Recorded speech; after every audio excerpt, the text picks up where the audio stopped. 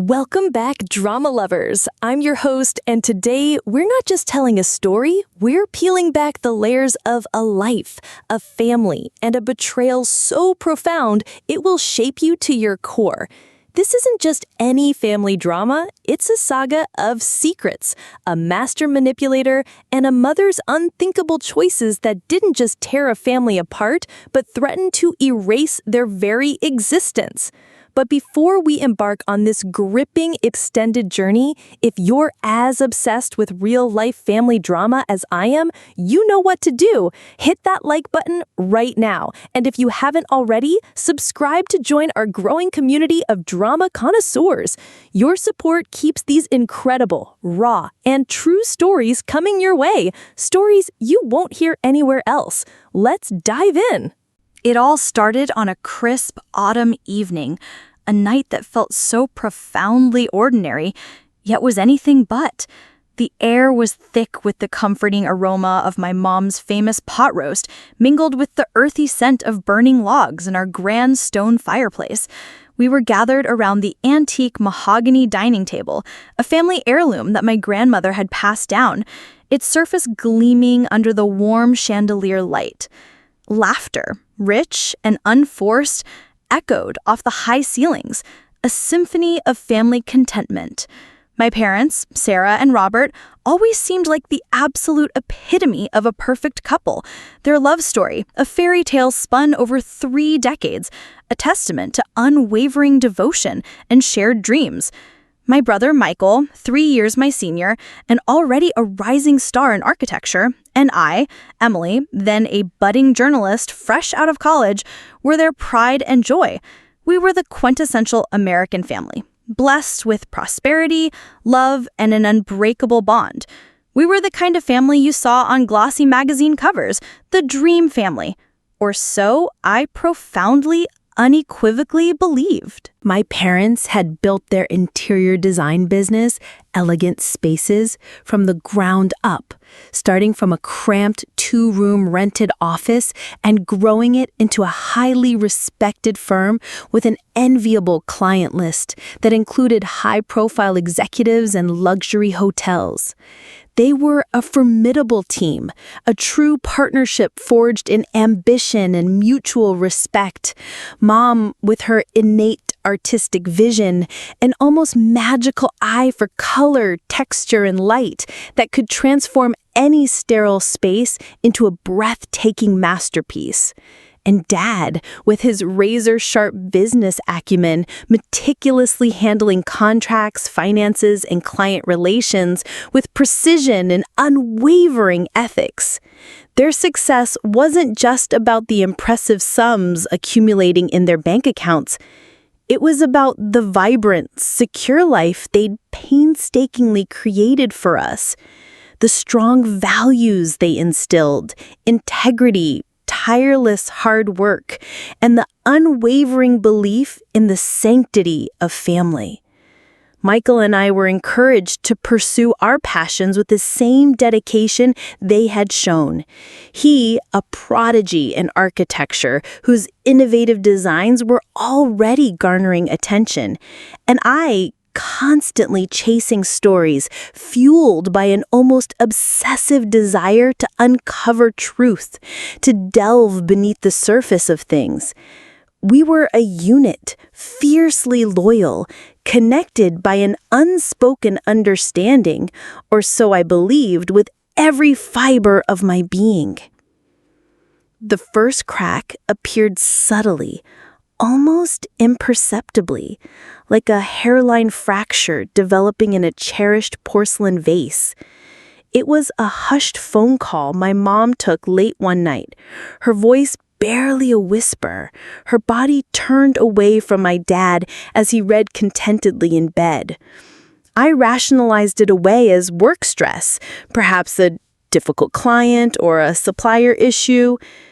Then came the sudden, increasingly frequent business trips my mom started taking alone, always to places like Santa Fe or Sedona, cities known for their vibrant art scenes and exclusive galleries, or occasionally to high-end furniture expos in North Carolina.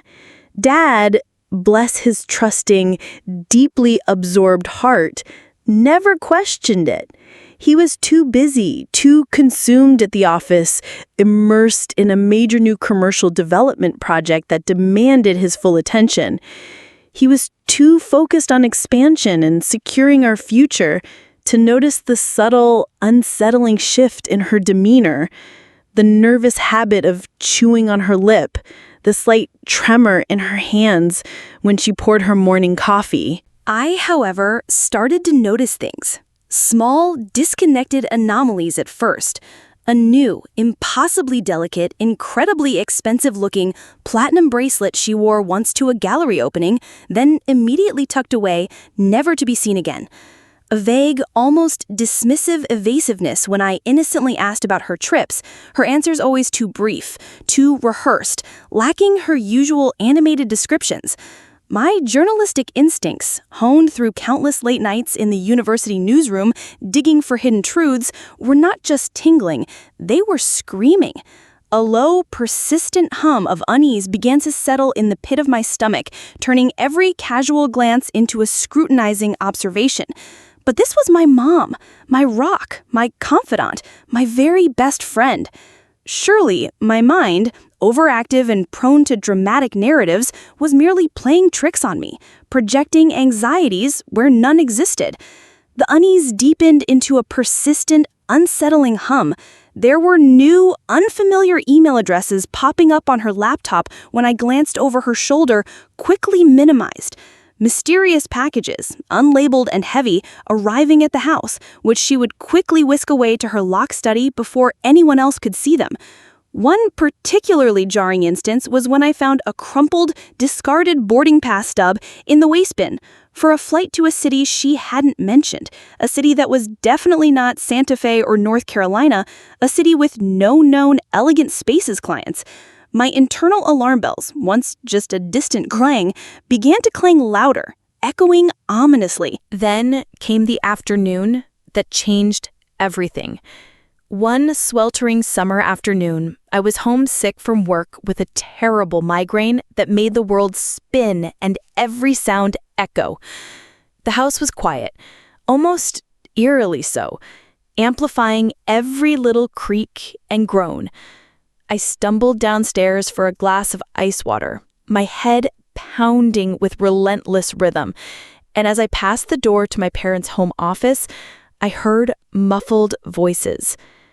The door, usually kept meticulously shut during work hours, was slightly ajar, casting a thin sliver of light onto the hallway carpet. Curiosity, that insatiable, dangerous beast that drives every journalist, pulled me closer, my instincts overriding any sense of propriety or familial boundary. It wasn't my dad's voice. It was deeper, smoother, almost hypnotically persuasive, yet somehow profoundly unsettling. "We can't keep doing this, Mark," I heard my mom say, her voice barely above a whisper, laced with a raw emotion I'd never heard from her before. A desperate plea, a hint of underlying fear, almost panic. "Robert is starting to suspect. He asked about the latest transfer, the one for the patent filing in the Bahamas." "Mark?" My heart hammered against my ribs, echoing the insistent throbbing in my head. Who was Mark? And what was my mom doing talking to him? In secret, in their shared office, discussing large, suspicious transfers that apparently concerned my dad. Bahamas?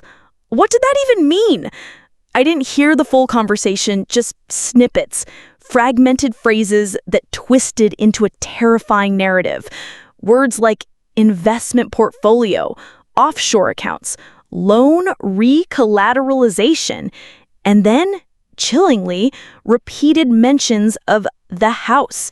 The phrase hung in the air, heavy and foreboding, a death knell to my perfectly constructed reality.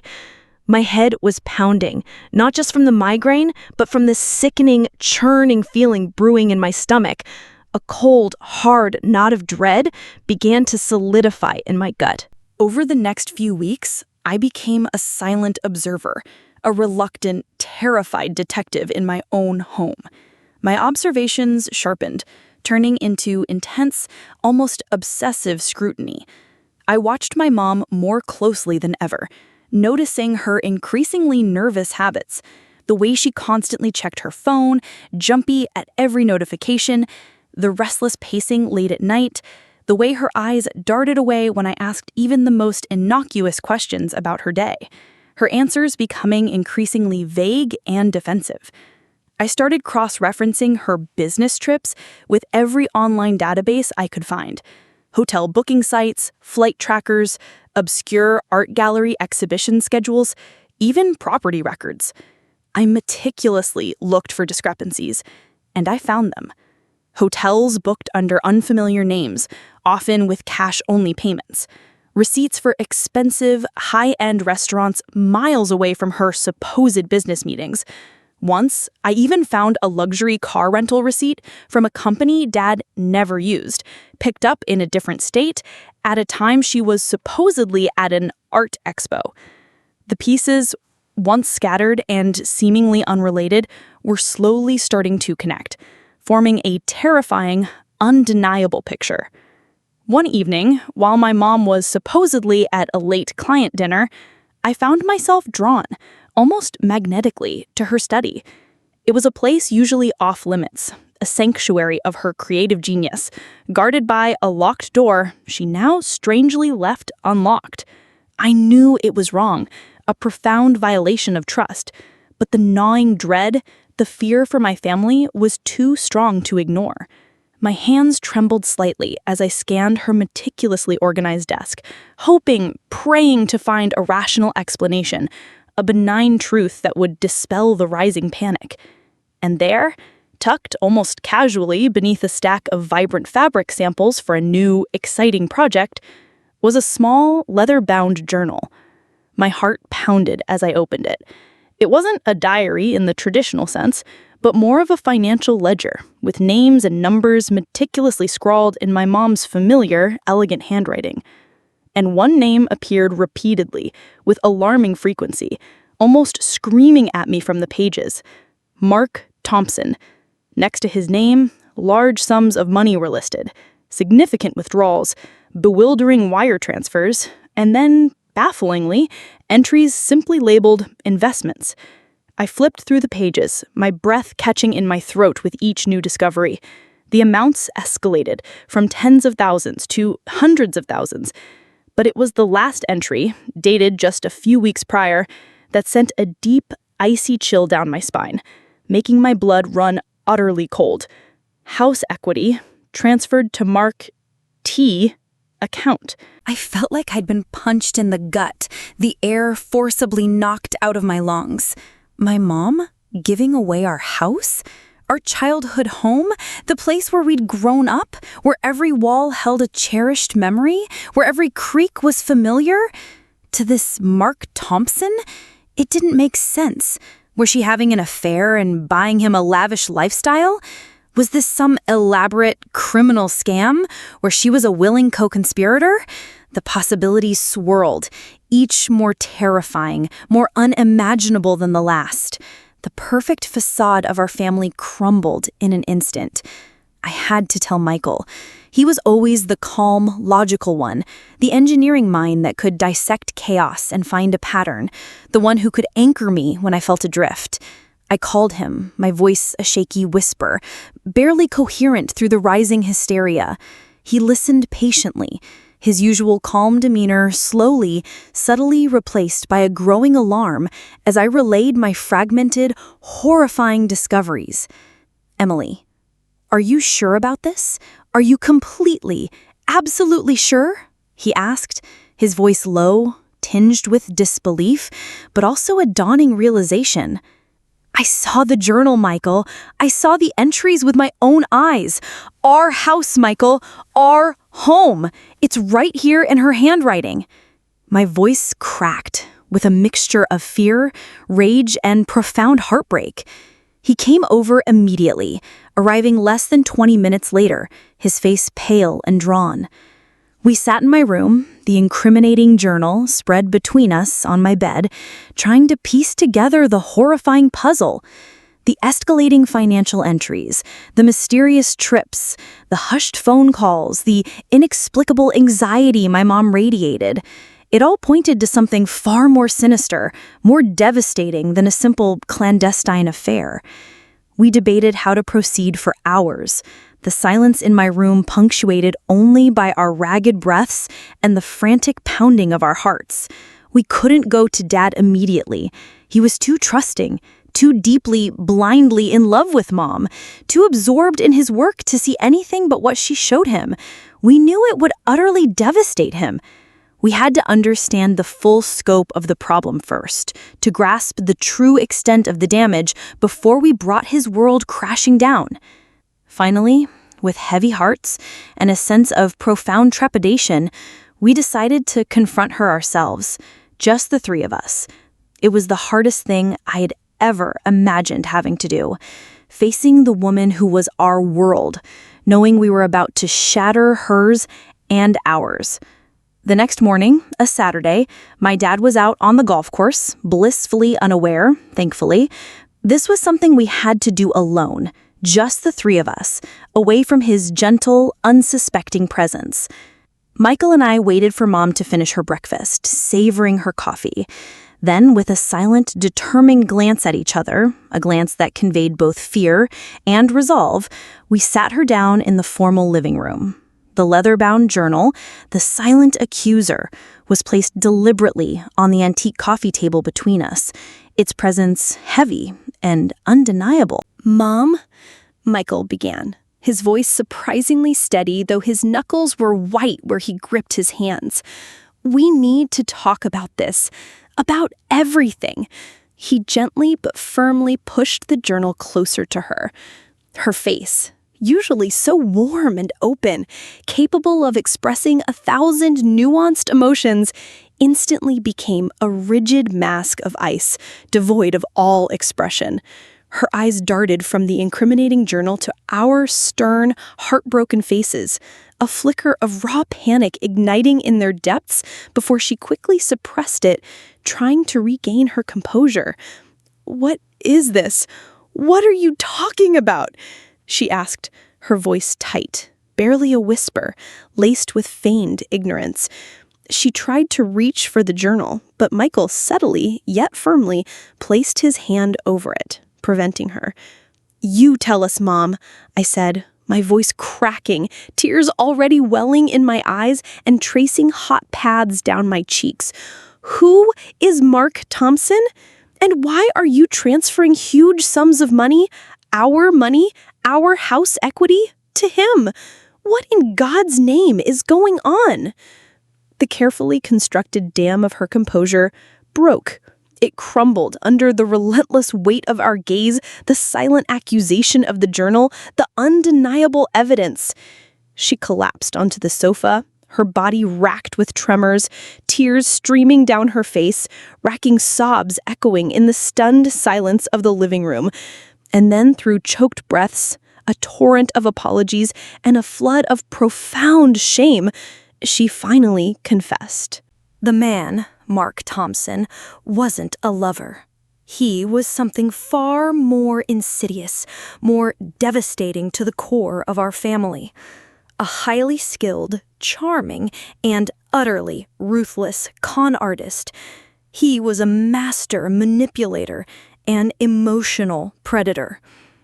She'd met him over a year ago at an exclusive art gallery event she attended for her business, a seemingly sophisticated, worldly man who praised her discerning eye, her unique artistic sensibility, and her vision.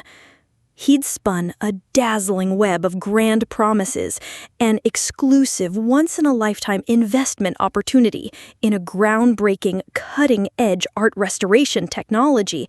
He painted a mesmerizing picture of exponential returns, a chance to multiply their wealth beyond their wildest dreams, securing an unimaginable, almost mythical legacy for Michael and me.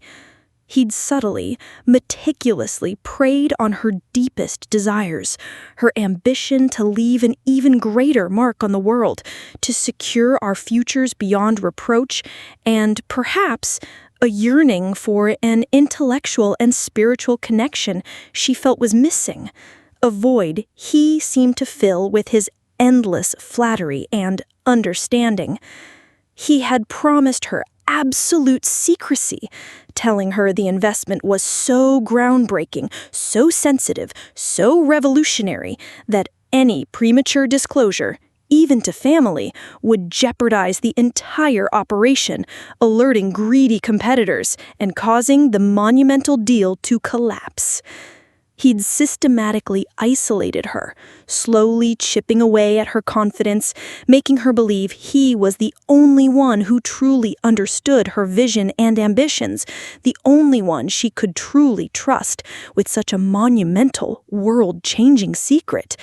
He'd flattered her ego, nurtured her deepest insecurities, and then slowly but surely began to ask for money. First, small sums for due diligence and initial equity shares, then larger investments for project phases, then escalating loans to cover unexpected regulatory fees or urgent patent filings in offshore jurisdictions. Each time, he provided elaborate, professionally forged financial statements showing incredible, impossible growth, just enough to keep her hooked, to fuel her belief that she was on the cusp of something truly monumental, a secret genius. And when she hesitated, when the initial funds ran dry, when her savings were depleted, he had convinced her with persuasive arguments about lost opportunity, potential penalties for backing out, and the short-term sacrifice for long-term gain to take out loans against the business, and then finally to remortgage the house. All of it, he assured her, was part of a complex, sophisticated, but highly lucrative strategy to avoid taxes and maximize returns. He'd even set up a fake offshore account for her, a labyrinth of shell corporations and untraceable digital transactions that made it all seem utterly legitimate and foolproof. She had been caught in his trap, tangled in a meticulously constructed web of lies and deceit, too ashamed, too terrified, and too financially entangled to pull herself out. She truly believed, with every fiber of her being, that she was protecting us, ensuring our financial security, safeguarding our future, when in reality, she was slowly, systematically dismantling everything my dad had worked so hard to build, putting our very foundation at catastrophic risk. The house, our childhood home, the very heart of our family, was not just on the verge of being lost, it was already collateralized to the hilt. Its equity drained, the last major transfer having gone through just days ago. The investments were gone, vanished into thin air, along with Mark Thompson. He had disappeared a week ago after the final, largest transfer, a ghost in the wind, leaving behind a cruel trail of empty promises, a network of shell companies, and a devastated, utterly bankrupt woman. He hadn't just taken her money, he'd stripped her of her dignity, her trust, and nearly her entire family. The sheer scale of the deception was breathtaking. My dad, when we eventually sat him down just hours later and told him the full, agonizing truth, his face was a mosaic of emotions: utter disbelief, profound heartbreak, and a searing pain that was almost unbearable to witness. He didn't yell, he didn't scream, he didn't accuse, he didn't even cry. Not then. He just looked at my mom, his eyes usually so full of warmth, humor, and unwavering love for her, now hollowed out, filled with a raw, agonizing sorrow. He loved her fiercely, blindly, for over 30 years, through thick and thin. This betrayal not of fidelity in the physical sense, but of trust, of their shared dreams, of their very financial future, of the foundation of their life together, was a wound he might never, ever recover from. The silence in the room after her confession was deafening, heavier than any argument could have been, filled only with the echoes of a shattered life. The following months were a harrowing blur of desperate phone calls to lawyers, frantic meetings with financial advisors, sleepless nights filled with fear, anger, and profound sadness. The police investigation yielded little. Mark Thompson was a ghost, a professional, untraceable phantom, his digital footprint erased. He had left no stone unturned in covering his tracks, an expert in his insidious craft. My parents legally separated, unable to bridge the gaping chasm of shattered trust. The interior design business, once a shining testament to their unwavering partnership, was now a source of bitter contention, its future uncertain, its finances in turmoil. Michael and I found ourselves caught in the agonizing middle, torn between our enduring love for both parents, yet reeling from the monumental breach of trust that had irrevocably altered our perception of our family, of ourselves. We managed to save the house through a grueling, complicated process that involved my dad taking on immense new debt, liquidating personal assets, and even borrowing from extended family. But it came at a tremendous, almost unbearable cost, financially, leaving them financially crippled for years, and emotionally, as the joyful memories within its walls were now forever tainted by the shadow of deceit and heartbreak. The laughter that once filled those rooms was replaced by a heavy, suffocating silence, punctuated only by hushed, strained conversations. Our family, once so vibrant and united, was now a tapestry unraveled, each thread frayed, disconnected, and bleeding, a fragile, broken thing. My mom, devastated and riddled with unimaginable guilt, entered intensive therapy. She was, in many ways, a victim of a cruel, calculated manipulation, yes, a prey to her own ambition and desire to protect and enhance. But her actions, born of a misguided, desperate desire to protect and enhance, had inflicted immeasurable, almost irreparable pain on the very people she loved most in the world. My dad, still heartbroken, struggled profoundly to forgive, to rebuild any semblance of connection. He eventually moved into a small apartment, leaving the once bustling family home eerily quiet, a stark monument to what was lost. As for Michael and me, we're still navigating the wreckage years later. We talk often, supporting each other through the lingering trauma, trying to make sense of what happened, piecing together a new normal.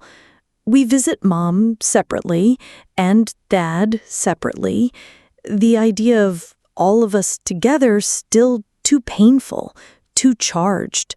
But the innocence, the secure, unshakable foundation of our childhood is gone, shattered beyond repair. We learned the hard way that sometimes the greatest betrayals aren't born of malice or hatred, but of a misguided attempt at love, warped and twisted by the manipulative hands of others. This experience has left an indelible mark, a constant aching reminder of the fragility of trust, the ease with which one can be deceived, and the hidden dangers that can lurk in plain sight, even within the most intimate circles. It's a wound that may never fully heal, but one we are slowly, painstakingly learning to live with. This story, my friends, is a chilling, cautionary reminder that even in the most seemingly perfect families, hidden currents can pull you under. Secrets can fester and explode, and the desire to protect can inadvertently lead to profound, irreversible destruction. It's a testament to the devastating power of deceit, the insidious nature of manipulation, and the fragile, often brutally earned nature of trust. What do you think? Have you ever witnessed a betrayal of this magnitude in your own family or among your friends? How do you cope when the very foundations of trust are shattered?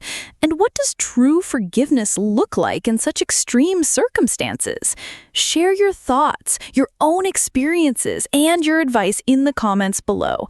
Let's open up a powerful discussion about the incredible complexities of family dynamics, the subtle signs of manipulation, and the profound lessons we can all learn from these heart-wrenching stories. And seriously, don't forget to like this video, subscribe to the drama channel for more raw, real-life family drama, and hit that notification bell so you never miss an update. Until next time, stay safe, trust wisely, and always remember, family is beautiful, but oh so complicated.